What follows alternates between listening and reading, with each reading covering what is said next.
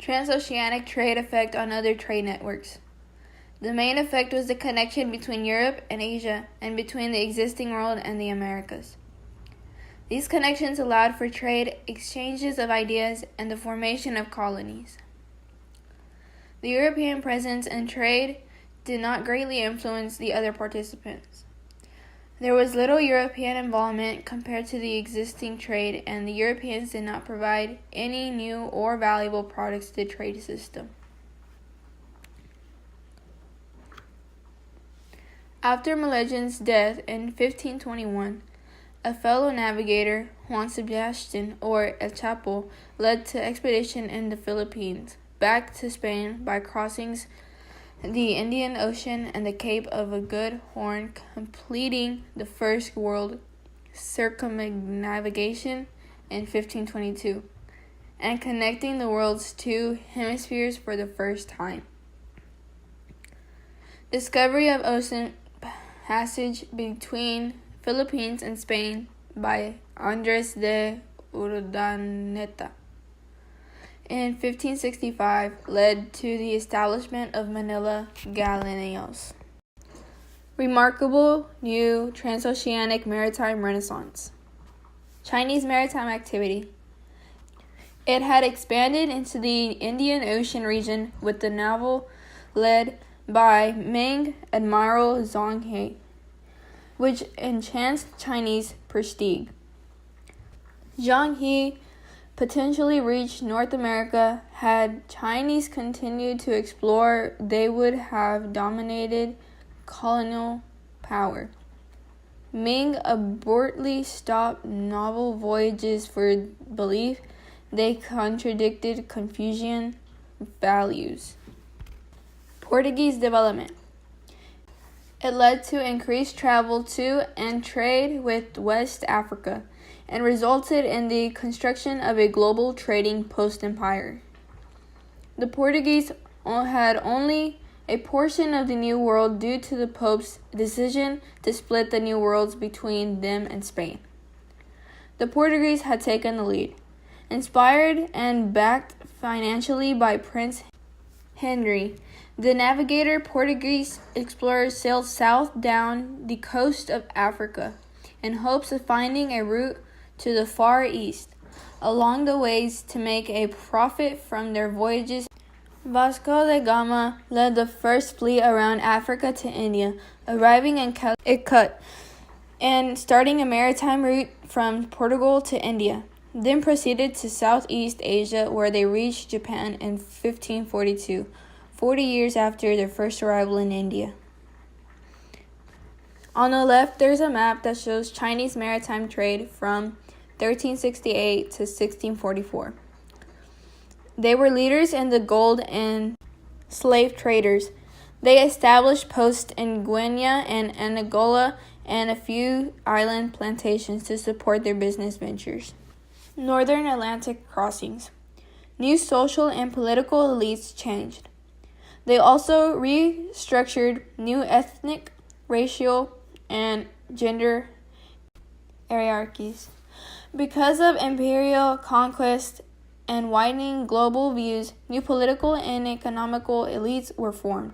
Crossings for fishing and settlements, and the search for new routes to Asia. The new global circulation of goods was facilitated by a royal character European monopoly companies that took silver from the Spanish colonies in the Americas, purchased Asian goods for the Atlantic markets, continued to flourish in Afro-Eurasia. By using established commercial practices and new transoceanic shipping services developed by the European merchants. European merchants' role in Asian trade was characterized mostly by transporting goods from one Asian country to another market in Asia or in the Indian Ocean region. Influenced by mercantilism, joint stock companies were new methods used by European rulers to control their domestic and colonial economies, and by the European merchants to compete against one another in global trade. An example would be the British East India Company. Oceania and Polynesia. Established exchange and communication networks were not dramatically affected because the infrequent European Renaissance in the Pacific Ocean. Spanish sponsorship of the first Columbian and subsequent voyages. The first Columbian and subsequent voyages across the Atlantic and Pacific Ocean dramatically increased European interest in transoceanic trade. European technological developments. There were multiple developments in technology that made transoceanic travel and trade possible. Cartography and navigation built on previous knowledge that was developed in the classical, Islamic, and Asian worlds. There were new tools, innovations in ship design, and a better understanding of global winds and current patterns. Tools. There was the production of new tools, some of them being the astrolabe and new maps. The astrolabe measured the distance of the sun and stars above the horizon and determined latitude.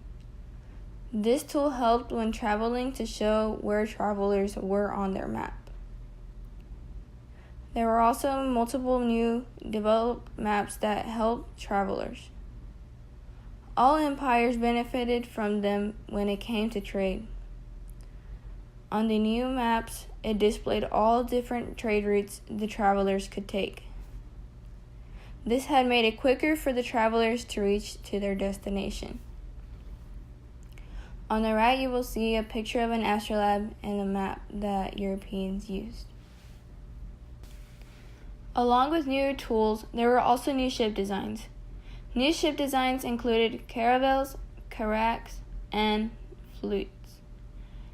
These ships helped transoceanic trade as well. Caravels were the 15th century Portuguese ships that were used to explore the west coast of Africa. The lateen sails it had allowed the ship to sail into the wind. The caravels might have been small, but they were really fast because of the lateen sails it had. A carrack was a 3 to 4 masted ocean-going sailing ship that was developed in the 13th to 15th century in Europe.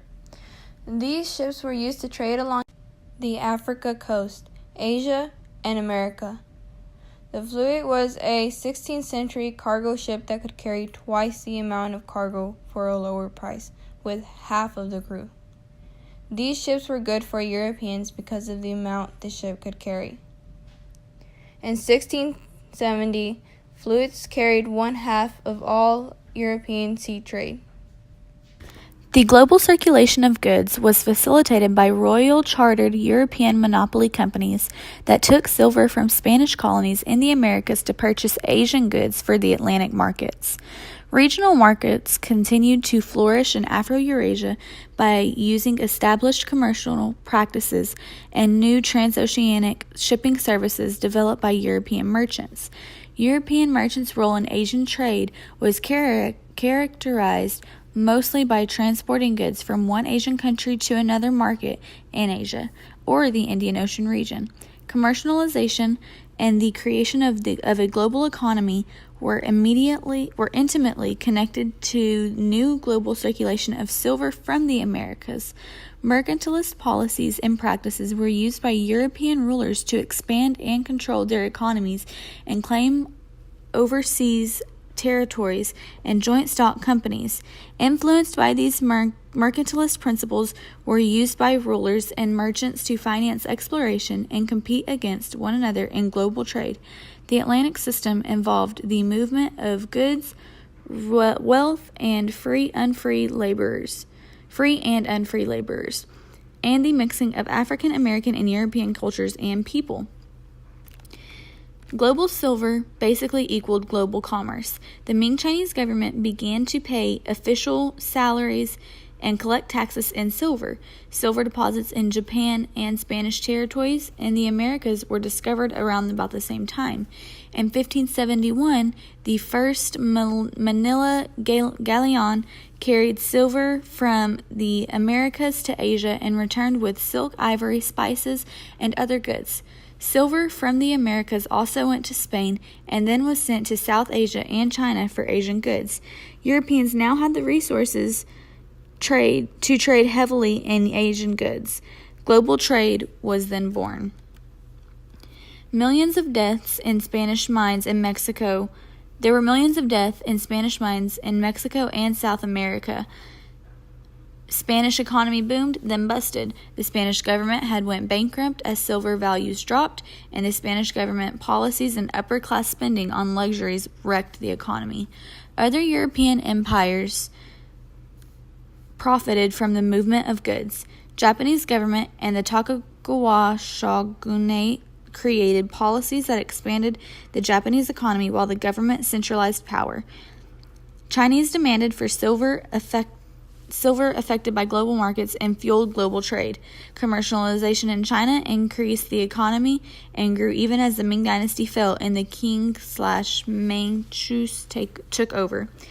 By 1750, the value of silver began to drop with the high quantities of silver in Qing-controlled China.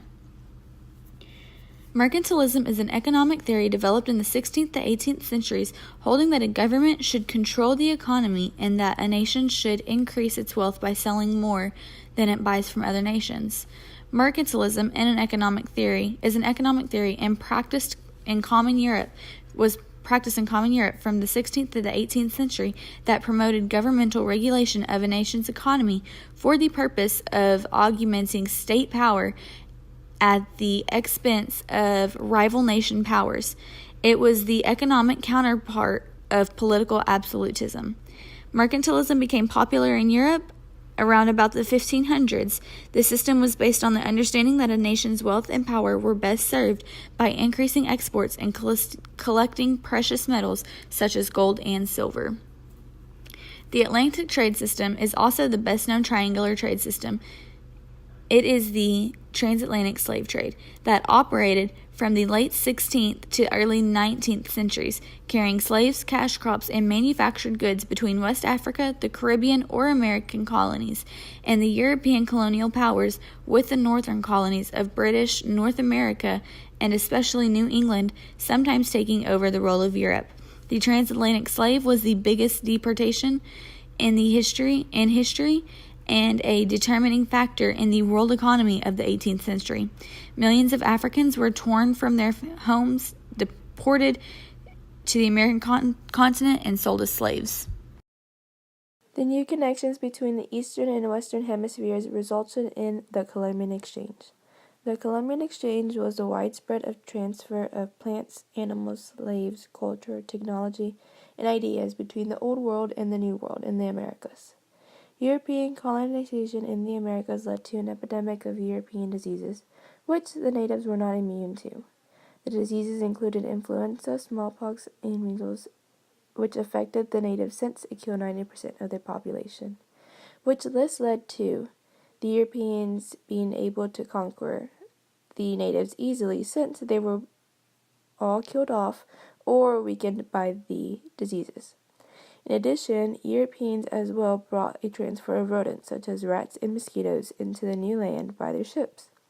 They would get into the ships in Europe, and then the ones that survived the voyage came into the Americas, which caused an increase of germs in the Americas, which led to more natives dying. With the Europeans not having more land in the Americas, they were able to farm and grow new crops such as cash crops, a crop produced for commercial value instead of for the use of the owner. Cash crops were primarily grown in plantations, an estate where the owner would grow crops and have indentured servants working the land. The key cash crops were sugar and tobacco. Domesticated animals were introduced to the natives in the Americas by Europeans, which led to a revolution in farming and agriculture. It led to the natives being able to ride on horses and follow the herds of buffalo, which led them to changing their lifestyle to a nomadic lifestyle. However, domesticated animals also contributed to the decline of the natives' population due to animals also bringing over disease. African slaves brought rice into the Americas while Europeans brought livestock, coffee beans, and many more. Sugarcane was introduced to the Americas by Christopher Columbus, the Italian explorer who discovered the Americas in 1492, and was under the rule of the Spanish. In the picture shown, you could see the goods that traveled in the Columbian Exchange that transferred. While Europeans did bring multiple goods into the Americas and helped shape it to the way it is now, but they also had negative effects on the land. Due to Europeans overhunting beavers, they ended up being extinct in New Amsterdam, a Dutch settlement in the 17th century, and is now in present-day New York. And Europeans also deeply disrupted the ecosystem. Colonies, a territory that produced goods for the mother country, developed quickly because of the conquistadors, a conqueror for mother country, such as Spain. For instance, Jamestown, which is the first permanent English colony in Virginia, a southeastern state that was originally part of 13 colonies. As well as the Atlantic trade system was a process of Europeans buying Africans as slaves so they could work in the Americas. They mainly worked on plantations and they did not have any human rights. This occurred because the natives died off, so the Europeans had no one to work their plantations.